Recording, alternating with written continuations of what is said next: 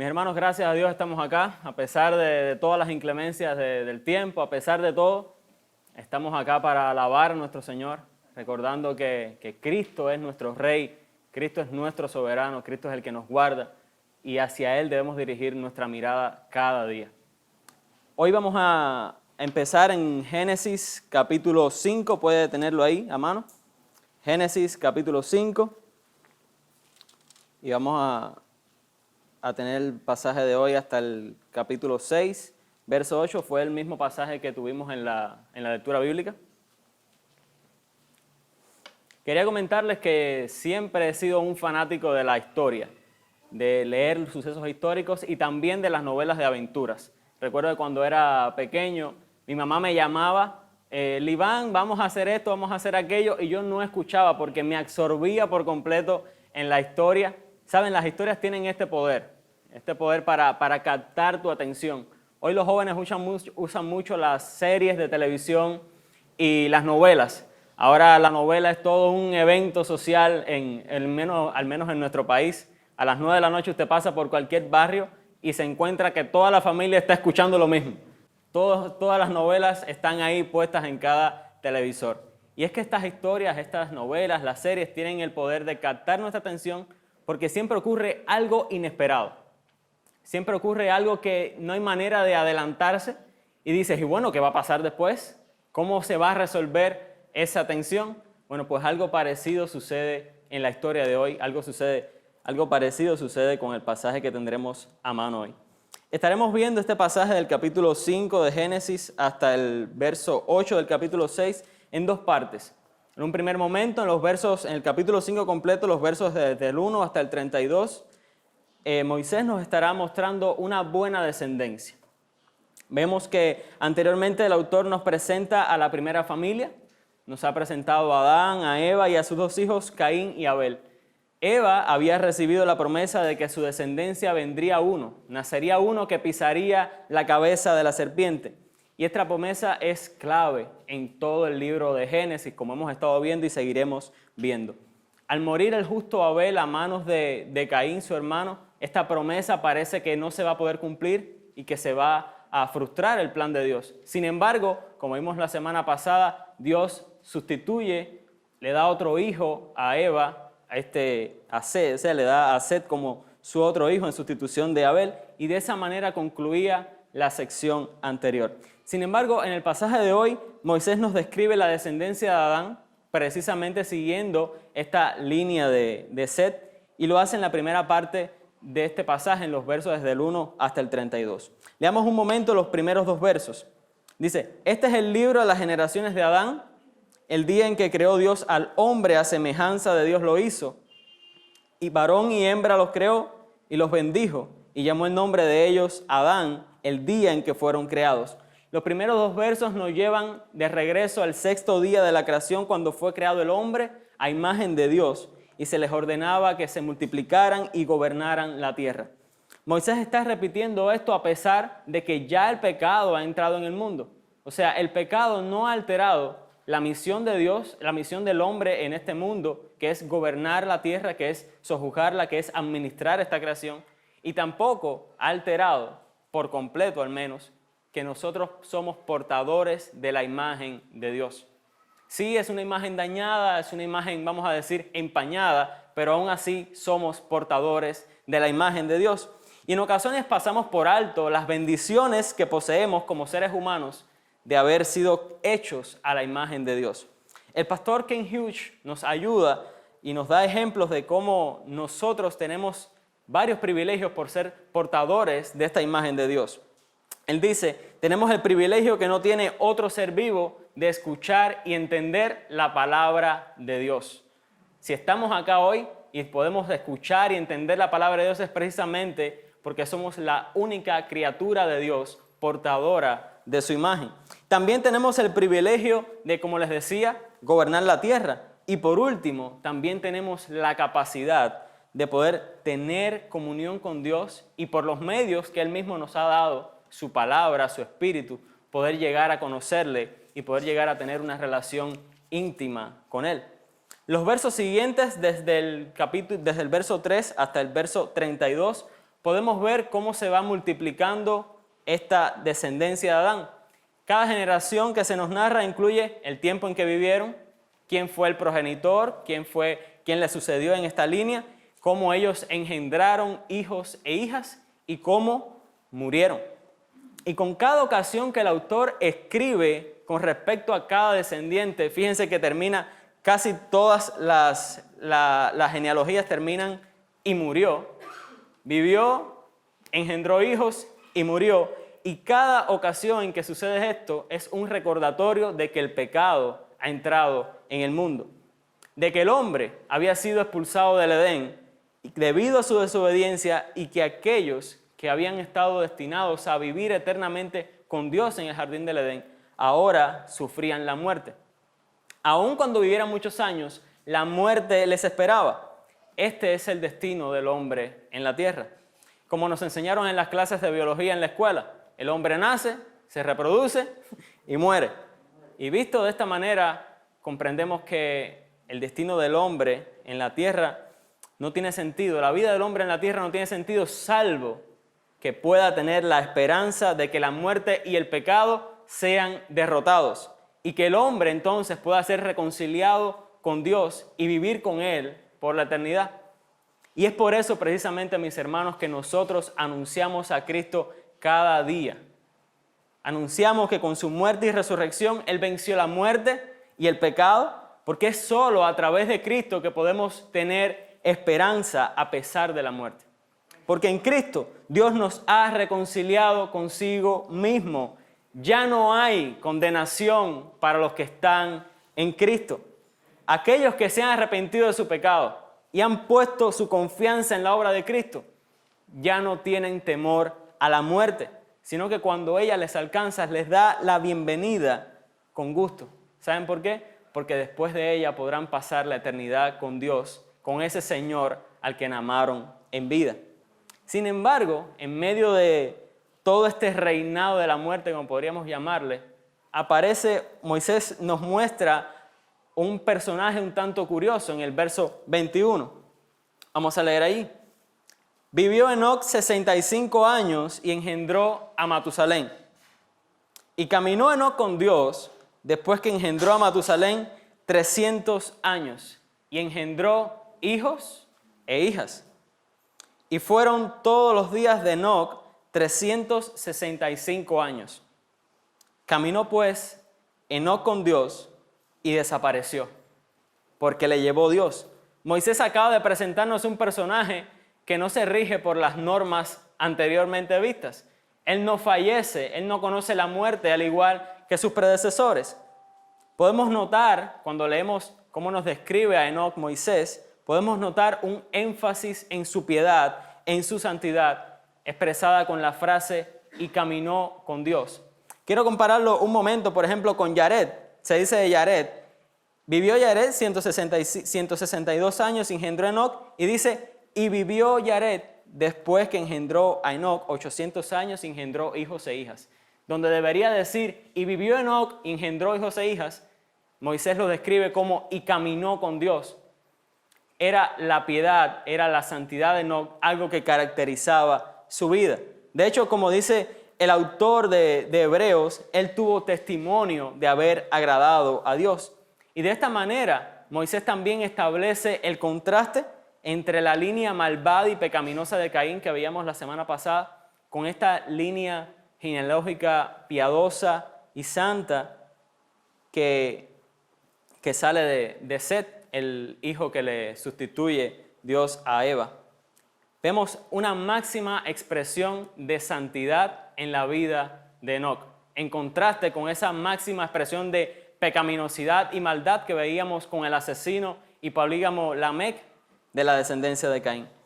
Lo que sucedió con Enoc, hermanos, no cabe duda de que es algo impresionante, de que es algo que capta por completo nuestra atención.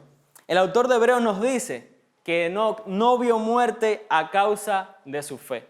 ¿Pero qué clase de fe era esta? Bueno, pues es una fe que primeramente cree en Dios, cree que Él es quien dice ser, cree que Él es el creador y el gobernador del universo, tal y como se ha revelado en las Escrituras. Y segundo, era una fe que le movió a buscar lo que le agradaba a Dios. La piedad, la santidad y la devoción a Dios eran las características principales de la vida de este personaje bíblico. De manera, hermanos, que vemos que caminar con Dios no esconde algo profundamente místico y que esté solamente reservado para algunos iluminados. Caminar con Dios es algo que podemos practicar tú y yo en el siglo XXI, los cristianos. ¿Cómo lo hacemos? Lo hacemos precisamente cuando caminamos en comunión con Dios, en obediencia a su palabra, lo cual sabemos, hermanos, que puede solamente ser hecho a través del poder del Espíritu Santo que mora en nosotros, los creyentes. Creo que si nuestra vida pudiera ser resumida en una frase cuando nos ponen allí en la tumba el epitafio, si tu vida puede ser descrita como "y caminó con Dios", esa fue una vida bien vivida. Esa fue una vida vivida para la gloria de Dios. Y aprendemos algo de Enoc, algo que podemos aplicar a nuestra vida directamente.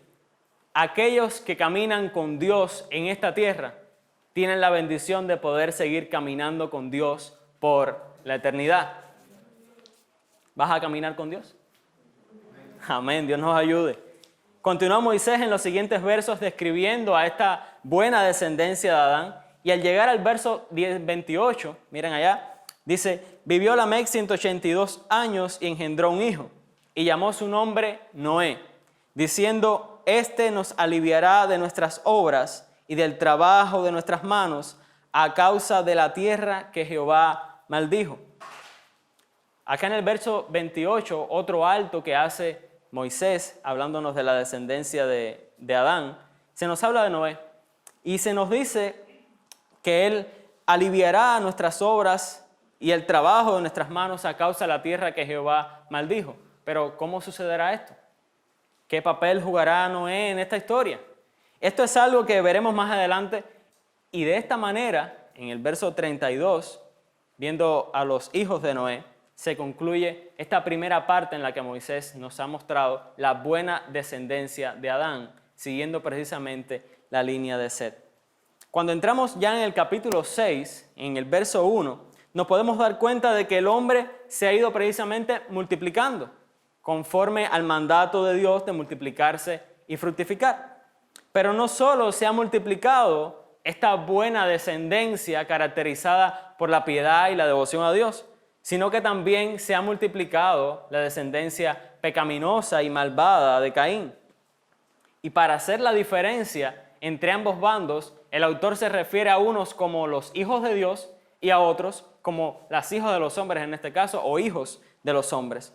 La maldad del hombre había aumentado en proporción con su número, y había aumentado a tal grado que incluso esta buena descendencia, esta descendencia marcada por la santidad y la devoción a Dios, se había corrompido, uniéndose con la descendencia pecaminosa de Caín. Estas uniones no agradaron a Dios. Por lo tanto, como dice en el verso 3, Él decide acortar la esperanza de vida del hombre. Algo que, como seguiremos viendo, no ocurrió inmediatamente, pero sí cuando revisamos el relato bíblico nos damos cuenta que la esperanza de vida del hombre se va degradando precisamente debido al pecado y a este juicio que ha enviado Dios a causa de este pecado que acaban de cometer. El verso 5 nos da la medida de esta corrupción del hombre. Fíjense cómo dice: y vio Jehová que la maldad de los hombres era mucha en la tierra, y que todo designio de los pensamientos del corazón de ellos era de continuo solamente hacia el mal. En contraste con el inicio de la creación, donde cada vez que terminaba el Señor de crear algo decía: y vio Dios que era bueno en gran manera. Hemos pasado de un estado de perfección divina a un estado en el que todo se ha corrompido, en el que todo se ha roto. Su preciosa y perfecta creación se veía llena de violencia. Y el hombre a quien Él había considerado perfecto se ha corrompido al punto que Él expresa que todos sus pensamientos estaban colmados de maldad, dirigidos hacia el mal. Toda esta escena Dios la mira y le duele en su corazón. Miren el verso 6. Y se arrepintió Jehová de haber hecho al hombre en la tierra, y le dolió en su corazón. Ahora, tenemos que entender que esto no es un indicativo de que Dios fuera sorprendido por esta situación. De lo contrario, Él no lo conocería todo ni sería soberano. Tampoco es un indicativo de que ahora Él tendría entonces que improvisar una solución, buscar un plan B. Por el contrario, tampoco significa que Dios cambia su carácter, ni sus planes en dependencia de las circunstancias. La inmutabilidad de Dios, el hecho de que Él no cambia su esencia y su carácter, ha sido el descanso de los cristianos por todos los siglos, sabiendo que Él cumplirá su promesa, sabiendo que Él cumplirá su propósito en nosotros los creyentes. Sino que más bien con esta expresión "y se arrepintió Dios y le dolió en su corazón", nos da a entender, nos describe a Dios en términos humanos, en emociones humanas, para que nosotros podamos entender precisamente que Dios realmente se sintió dolido al ver cómo su preciosa y perfecta creación se veía corrompida a causa del pecado, y al ver cómo estos hombres que Él había creado para que tuvieran comunión con Él, lo habían rechazado y ahora abrazaban aún más fuerte el pecado. Esto nos enseña que nuestro Dios, aún siendo inmutable, sigue siendo también un Dios personal. No es una fuerza impersonal en el universo como muchas sectas enseñan. Todo lo contrario, es un Dios personal y es un Dios que conocemos, que también se nos ha acercado en la persona de Jesucristo y que entiende perfectamente a sus criaturas. Esto nos da la bendición, hermanos, de poder hablar con Dios de nuestras necesidades, de nuestras preocupaciones, sabiendo que Él nos entiende, sabiendo que Él está al tanto de nosotros. Miren el verso 7. Este sería ese momento clave en la novela que estoy leyendo o en la película que estoy viendo, cuando la vida del protagonista se ve a punto de perderla, que no sabemos cómo va a terminar. Y dice Dios en el verso 7, raeré de sobre la faz de la tierra a los hombres que he creado, desde el hombre hasta la bestia, hasta el reptil y las aves del cielo, pues me arrepiento de haberlos hecho. La paciencia de Dios se ha agotado. El Dios 3 veces santo no tolerará aún más esta maldad. Ese juicio nos llega a ver cómo Él declara inevitablemente precisamente su juicio sobre este hombre pecador que ha corrompido la creación divina. Dios decreta su juicio sobre todo ser y promete raer de la faz de la tierra a todo ser vivo. Qué gran giro ha dado la historia, ¿no? Empezamos con una buena descendencia, una descendencia marcada por la piedad, por la santidad, como veíamos en el ejemplo de Enoc. Veíamos incluso al hombre multiplicándose en la tierra, cumpliendo con ese mandato que Dios le ha entregado. Y de momento empezamos a ver cómo el hombre, a medida que se va multiplicando, también se multiplica su maldad, se multiplica su corrupción, su pecado. Y ahora, a causa de este juicio que Dios ha decretado inobjetablemente, la descendencia de la mujer, esa simiente que vendría de la descendencia de la mujer y que pisaría la cabeza de la serpiente, se ve a punto de desaparecer. Pareciera como si este pecado del hombre fuera capaz de frustrar los planes y el propósito de Dios. Sin embargo, llegamos al verso 8. Pero Noé halló gracia ante los ojos de Jehová. Gloria a Dios, hermanos. Este pero hace toda la diferencia en este relato, porque Dios muestra su gracia en medio de esta situación. Dios interviene, Dios toma la parte activa en medio de esta situación corrompida de la creación y la resuelve ¿cómo? Vertiendo su gracia sobre un hombre, Noé. A esto se refería anteriormente Lamec, con que de él vendría el descanso, con que de él vendría el consuelo. Noé halló gracia ante los ojos de Dios y de esta forma Dios preserva a la simiente de la mujer. No podemos, el hombre no puede frustrar los planes de Dios. Su promesa siempre se cumplirá. En Él son sí y amén. Y por eso nosotros podemos declarar que tenemos un Dios tan grande y poderoso. Hermanos, si usted lo piensa, no estamos en una situación muy diferente a la que vivió Noé. Por un lado, vivimos en un mundo cada vez más corrupto. más aborrecedor de Dios, más perseguidor de la iglesia. De hecho, difícilmente pasa un día sin que escuchamos que asaltaron a alguien en la calle. De hecho, cuando venía para acá pude ver una pelea entre dos mujeres en el medio de la calle. No pasa un día sin que veamos cómo se levanta una nueva ley que contradice los principios bíblicos y se le demanda a los cristianos que digan, sí, yo la firmo. No pasa un día sin que veamos guerras, sin que veamos muertes, sin que veamos destrucción. Entonces nuestros tiempos no son tan distintos a estos tiempos en los que estaba viviendo Noé. Y de hecho, a veces estamos tan acostumbrados a ver estas cosas que ciertamente cuando los escuchas ya ni te sorprendes, ya ni te vuelves sensible a eso terrible que está pasando. Y por otro lado, a nosotros también se nos ha anunciado un juicio por venir.